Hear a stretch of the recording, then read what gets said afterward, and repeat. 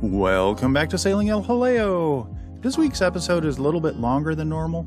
We do take an aerial tour of Castillo de San Marcos, which is the oldest masonry fort in the continental United States, and it is located in St. Augustine, which is the oldest continuously inhabited European settlement in the New World. From there, we go on to a drama that started with a plan being hatched, and it ended up resulting in the loss of a sailboat. So I'll go through that as well. So let's go ahead and get right into it. Grab a drink, climb aboard, and let's get going.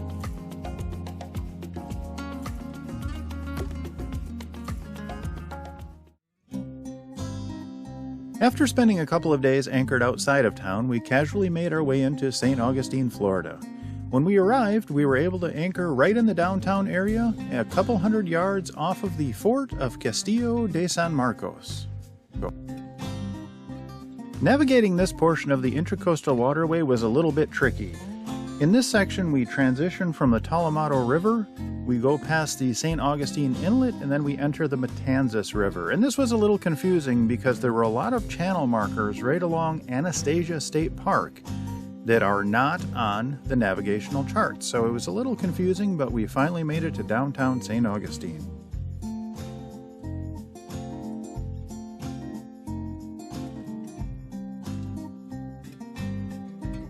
Right off the top, I do have to apologize quickly for a smudge on the drone lens, which actually was caused by Hanwi's nose when she sniffed the drone, and I didn't realize it till after this video, so it has been fixed for the next video, but you'll see a glare on some shots when it's looking towards the sun. I apologize for that. St. Augustine is the oldest continuously occupied settlement of European origin in the continental United States. It was founded in 1565 by the Spanish conquistador Pedro Menendez de Avillas. If you include all of the territories of the United States, it's actually the second oldest city continuously occupied of European origin, right behind San Juan, Puerto Rico, which was founded in 1521. Castillo de San Marcos is the oldest masonry fort in the continental United States. It was designed by the Spanish engineer Ignacio Daza, with construction beginning in 1672 when Florida was part of the Spanish Empire. A wooden fort originally stood in the place of Castillo de San Marcos until a raid by the English privateer Robert Searles in 1668 destroyed much of St. Augustine and the wooden fort.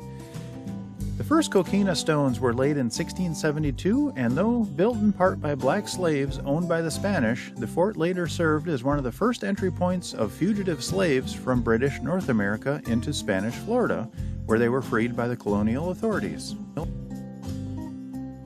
Ownership of Florida has changed hands many times, and the fort itself has changed hands and name several times.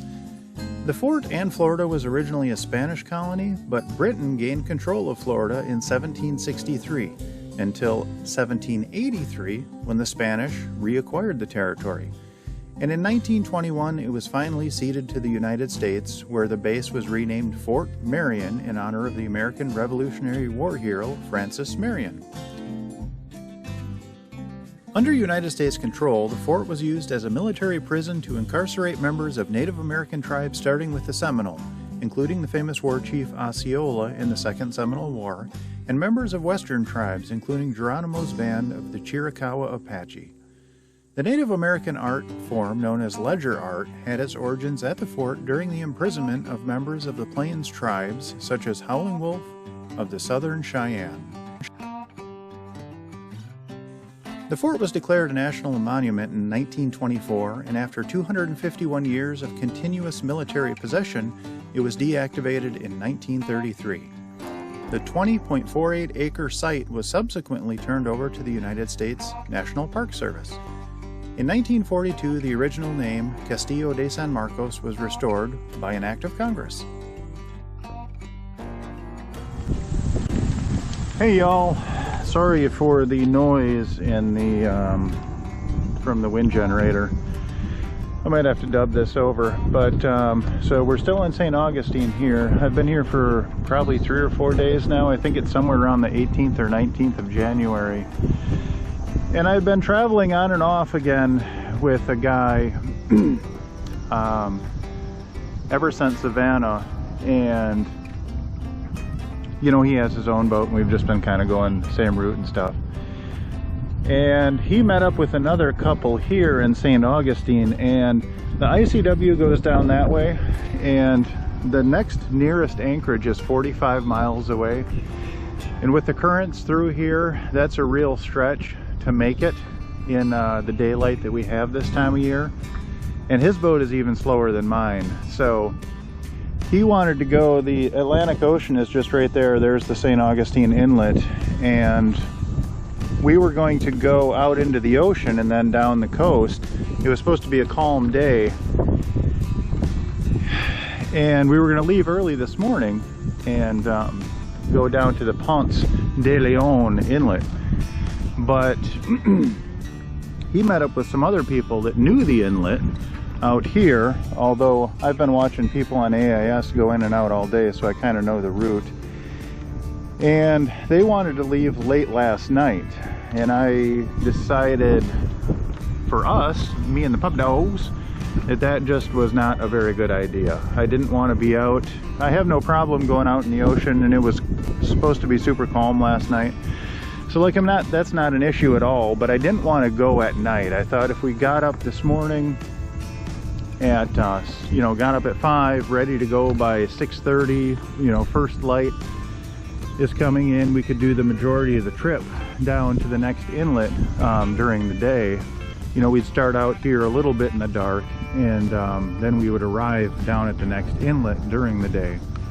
It's only 60 miles from anchor to anchor, that route, which is longer, but you can do the ocean, you know, easier. You can't do the ICW at night or in the dark. So it was a little bit of a trade-off, and that's the plan we had agreed to, but they decided to leave last night. And the inlet, I don't know what you guys can see, it's always hard to tell, but the inlet here, you have to go straight out for about 2 to 2.5 miles into the ocean and then cut down the coast, because there are shoals around both edges of the inlet, going out that way and then going out this way. And the guy that I was traveling with, he was following the boat that supposedly knew the inlet, and they went out at like 9 o'clock last night. I watched them go, and it was pitch dark by then. But the other boat, they cut the corner and they got stuck on the shoal right in the breakwater. So that turned into a shit show real quick, and I could hear it all play out on the VHF. There was nothing I could do about it. You know, even with my boat, if I pulled anchor and got out there, you know, he was in the breakwater and it was only 4 feet deep. There's literally nothing I could do. And there was nothing, the other guy that I had been traveling with, there's nothing he could do either. And so we just had to, I just sat here and listened, and fire and rescue went out, the local St. Augustine Fire and Rescue, to try and save them, and the breakwater was just pounding their boat against the shoal, and they lost their mast. It was 2 people and a dog, and finally the fire and rescue boat couldn't even get to them because they were in such shallow water by that point. So they sent a jet ski out, and the boat was getting beat up against the shoal and toward shore in the breakwater. And the fire and rescue boat couldn't get to them, so they actually had to get a jet ski out there, and they were able to get the 2 people and the dog off of the boat. But they had to leave the boat out there last night. It got demasted, and I mean, who knows what shape it's in now. But I just heard on the radio that Towboat US is out there, and they're trying to recover the boat and bring it in. So hopefully, if they do bring it in, I imagine they'll bring it right through here. Hopefully we can get a look and see what kind of damage it sustained. I mean, I hope for everyone. The dog was safe, that's the biggest thing, and then the 2 humans were safe. That's the next biggest thing. You know, any material possessions can be replaced, life obviously can't. And I was just really, I mean, when you hear stuff like that play out on the radio, it's just, your heart just sinks, you know. A, I could have been with them. B, I knew the shoals were there, so I don't know why they cut that corner, because it's on every chart, but that's neither here nor there. It happened, and you know, maybe they lost GPS signal and they didn't know exactly where they were. There's 100 things that could have happened. Maybe their engine was underpowered and a current or something pushed them on the shoal. I mean, who knows? But just when you hear something like that play out on the radio, it's just so jarring, because you're like, yeah, I could have, and it looks like they might be bringing it in now, but I mean, it's just so, you feel so helpless, because you know, like right there, someone is in real danger, and there's just nothing you can do to help, you know. It's just, it's such a helpless feeling. So yeah, but anyway, that was a little bit of drama in St. Augustine. And we've got, I had a little oil sensor issue, oil pressure sensor issue, but I think I got that fixed this morning. So hopefully tomorrow morning, I've actually decided to try my luck down the ICW, and we're going to get up early tomorrow. We're going to leave just before sunlight, because the first bit of it here is lit pretty well in St. Augustine. So hopefully we can get going around 7. Sunlight should be, I think, around 7:20, or sunrise. Actually, maybe we can go about 6:30, because usually it starts getting light by then. So anyway, if this is them towing the boat in, I'll try and get some footage of that. But yeah, anyway, I hope you all are well. When something like this happens, it really makes you, yeah, it really makes you have a little bit of pause. So, and I'm thankful that me and the puppy dogs, all of the kids, they're enjoying their rolls, and we're all good.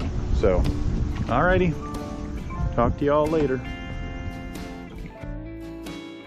And just to put a bow on the beached boat story, I thought that Towboat US was bringing in that boat that morning, but they actually weren't. They were bringing in a different sailboat that ran into trouble.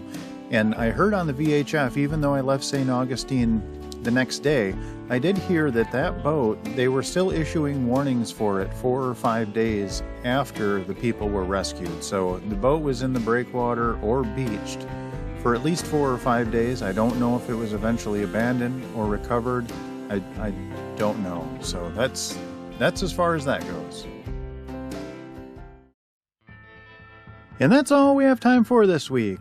I would love to give a massive shout out to my Patreon crew. Without your guys' support, I absolutely would not make these videos.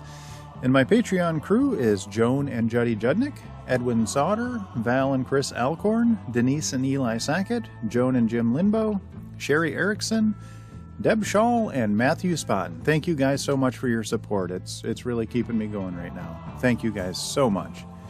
If you are interested in becoming a member of our Patreon page, there is a link in the description down below. And that'll take you to our Patreon page where you can sign up. It starts off as low as $3 a month, so it's pretty inexpensive.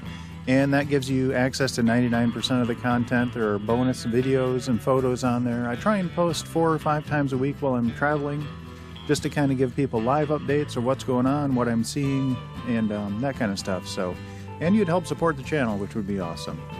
And if you do like the videos, please like, comment, and subscribe. That helps us out as well. Alrighty. Hope you all are well. We'll see you next week.